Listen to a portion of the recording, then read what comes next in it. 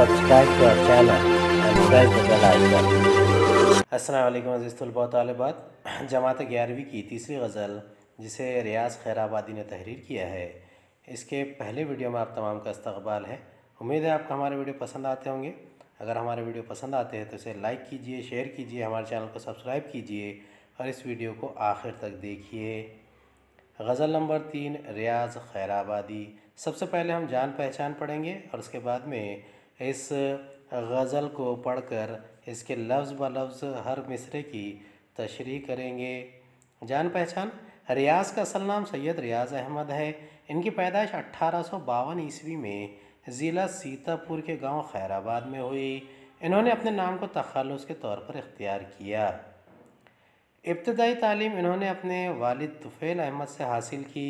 जब इनकी तबीयत शायरी की तरफ मायल हुई तो इब्तदा में इन्होंने मुज़फ़्फ़र अली असीर और इनके इंतकाल के बाद अमीर मीनाई की शागिर्दी इख्तियार की। रियाज़ को लिसानुल मुल्क और क़यामुल हिंद के ख़िताब से याद किया जाता है। इन्होंने खैराबाद से रियाज़ुल अख़बार और माहना मागुल कदाए रियाज़ जारी किए। रियाज़ ने गोरखपुर में भी सुकूनत इख्तियार की। यहाँ इन्होंने फ़ितना और अतर फ़ितना नामी रिसाले जारी किए, जिनमें अदबी लताइफ़ और ज़ौक़ सुख़न से मुताल्लिक़ मवाद होता था। इसके अलावा इन्होंने 2 अंग्रेज़ी नावलों का तर्जुमा भी किया। महमूदाबाद के राजा साहब के इसरार पर वो लखनऊ आ गए थे। रियाज़ खैराबादी ने उर्दू गज़ल को नया रंग बख्शा। शराब की सरमस्ती और सरशारी से मामूर अशार की कसरत की वजह से इन्हें उर्दू शायरी का रंद पारसा कहा जाता है। इनका कुलियात रियाज़ रिज़वां के नाम से शाये हो चुका है। रियाज़ आबाई वतन में हैज़े का शिकार हुए और 28 जुलाई 1934 को इनका इंतकाल हुआ।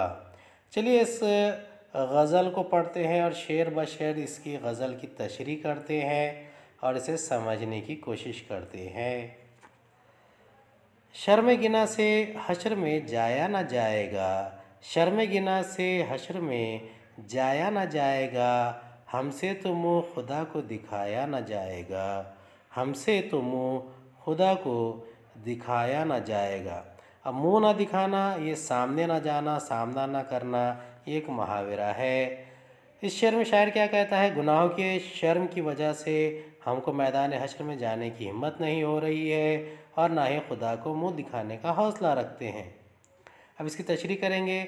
इस शेर के मौजू को समझने के लिए मिसाल बड़ी मददगार साबित होगी कि एक शख्स किसी के यहाँ मुलाजिम है, इसका अपने मालिक के यहाँ पास आना जाना मामूल की बात है। इसी दौरान इस मुलाजिम से कोई ख़ता सरजद हो जाती है तो अपने मालिक के पास जाने में झिझक महसूस करता है। अगर चला गया तो ज़हनी और नफ्सियानी कैफियत उस दोनों जुदा होती है। और यही हाल यहाँ पर शायर ने बयान की है कि बंदे की हालत होती है जो गुनाह या गुनाहों में मुब्तला होता है तो अल्लाह के दरबार में जाने में झिझक महसूस करता है। हमसे भी इसके दाम घटाए न जाएंगे, हमसे भी इसके दाम घटाए न जाएंगे। इनसे जो मोल दिल का बढ़ाया न जाएगा, हमसे भी इसके दाम घटाए न जाएंगे। इनसे जो मोल दिल का बढ़ाया न जाएगा। हम दिल की कीमत घटाएंगे या नहीं, जबकि दोस्त के ज़रिए या महबूब के ज़रिए दिल का मोल बढ़ाया नहीं जाता। तो इस शेर में शायर क्या कहता है?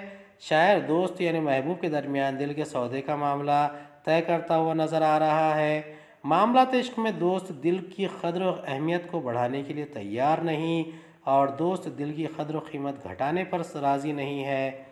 इस शेर में शायर अपने मोहब्बत के जज्बे को सच्चा पुरखलूस बताने की कोशिश कर रहा है और दोस्त के जज्बे को रियाकारी से भरा हुआ मफाद परस्त करार देता है। बन बन के बिजली आग लगाने वो आएंगे, बन बन के बिजली आग लगाने वो आएंगे। आँखों में नूर बन के समाया न जाएगा। अब ये इस शेर में शायर क्या कहता है? वो बार बार चमक दमक के साथ बिजली की तरह आएगा, यानी महबूब आएगा और उसका शौक़ बढ़ाता जाएगा। और शायर कहता है कि आँखों में नूर बनकर बस जाए, लेकिन شاعر اس میں انتہائی خوبصورت انداز میں معشوق کو یعنی دوست کی عادت کو بیان کرتا ہے۔ وہ شاعر کو اپنی ایک جھلک دکھا کر بجلی کی مانند چھپ جاتا ہے اور یہ حرکت جان بوجھ کر کر رہا ہے۔ شاعر چاہتا ہے کہ شاعر کی آنکھوں کا نور و تجلی ہو کر اس میں بس جائے، یعنی شاعر کی آنکھوں کی تجلی ہو جائے تاکہ اس کی آنکھوں کو ٹھنڈک پہنچے۔ وہ بھی کھنچے ہیں تیغ بھی ان کی کھنچی ہوئی، وہ بھی کھنچے ہیں وہ بھی کھنچے ہیں تیغ بھی ان کی کھنچی ہوئی، دونوں کا ناز ہم سے اٹھایا نہ جائے گا۔ اب اس شعر میں شاعر کیا کہتا ہے؟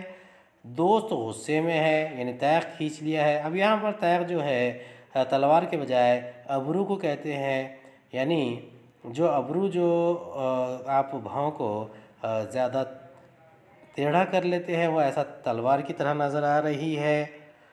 اسی لیے اسی کی بدولت دوست شاعر کو اپنی جانب راغب کرتا ہے، شاعر اس کی جانب نہ چاہتے ہوئے بھی کھنچا چلا جاتا ہے۔ یہاں دوست دوہری حالت میں مبتلا ہے، غصے میں بھی ہے اور اس کی آنکھوں میں معمول کے مطابق کشش اور رغبت بھی ہے۔ ایک ہی وقت میں ایک ہی بات ہو سکتی ہے، دوست کے غصے سے پناہ چاہی جائے یا تیغ کے ناز کے وار کو سہا جائے۔ دونوں کام ایک ہی وقت میں نہیں ہو سکتے، اسی لیے شاعر کہتا ہے کہ دونوں کا ناز اٹھایا نہ جائے گا۔ لفظ کھینچا ہونا کو ایک ہی مصرعے میں اس طرح استعمال کیا گیا ہے۔ اب دیکھیے یہاں پر ناز اٹھانا یعنی نخرے برداشت کرنا، اس کے لیے استعمال کیا جاتا ہے۔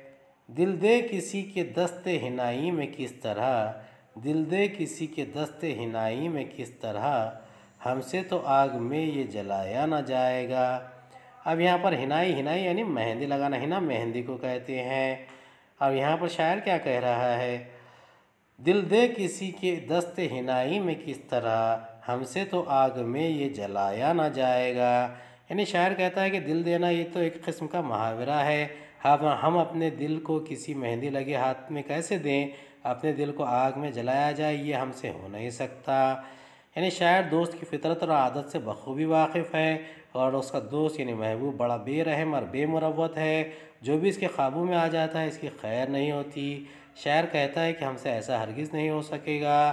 یہاں دوست کے ہاتھوں کو حنائی کہہ کر اس سے آگ کا مفہوم پیدا کیا گیا ہے، یعنی حنائی یعنی مہندی کا رنگ آگ سے مشابہ قرار دیا گیا ہے، دونوں کا رنگ ایک سا ہوتا ہے، اس سے دوسرے مثلے میں جلنے کی بات سمجھ میں آتی ہے۔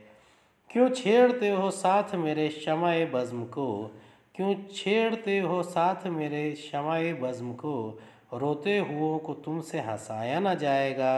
اب روتے ہوئوں کو ہنسانا یعنی کہ جو لوگ غمگین ہیں ان میں مزاح کی کیفیت پیدا کرنا ہے۔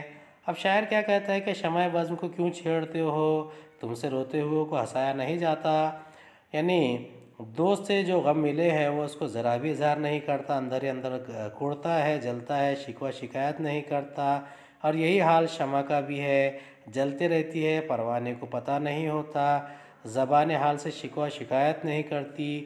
جلتی ہوئی شمع کو ذرا سی حرکت دے دی جائے تو پگھلتا ہوا موم تھوڑی دیر تک پھیل جاتا ہے اور اس کی لو بے ترتیب ہو جاتی ہے، اور اسی لیے شاعر نے ان تمام چیزوں کو یہاں بیان کیا ہے۔ اس کی آنکھوں سے آنسو بہنے کا سلسلہ شروع ہو جاتا ہے، ہچکیاں بن جاتی ہے، اور شاعر دوست سے کہتا ہے کہ اسے اس کے حال پر چھوڑ دیا جائے، اگر ذرا سا بھی چھیڑا جائے گا تو اپنے جذبات پر قابو نہیں رکھ سکے گا اور رو دے گا، بے تحاشا روئے گا اسے، اور وہ دوست یعنی محبوب اسے چپ نہیں کرا سکے گا، کیونکہ وہ دوست ہے جسے صرف رلانا آتا ہے۔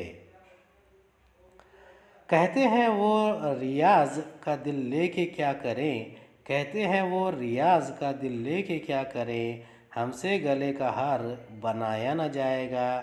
شاعر کیا کہتا ہے؟ یعنی ریاض کا دل لے کر کیا کرے، کیونکہ اس کا دل قریب رکھنے کے لائق نہیں ہے۔ سچے اور مخلص انسان کو غلط باتیں سخت تکلیف میں مبتلا کر دیتی ہے، جس سے وہ چلا اٹھتا ہے اور اپنے رد عمل کا اظہار کر کے یہی کہتا ہے کہ جس خلوص کے ساتھ وہ دوسروں کے ساتھ رہتا ہے، دوسرے سے بھی وہی خلوص چاہتا ہے اور نہ پا کر برہم ہو جاتا ہے۔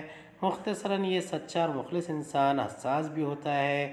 شاعر کہتا ہے کہ دوست ریاض کو قریب نہیں رکھنا چاہتا، کیونکہ اس سے قربت و والے جان بن جاتی ہے۔ امید ہے آپ کو یہ غزل سمجھ میں آئی ہوگی، اور اگلی غزل میں دوبارہ ملاقات ہوگی۔ خدا حافظ۔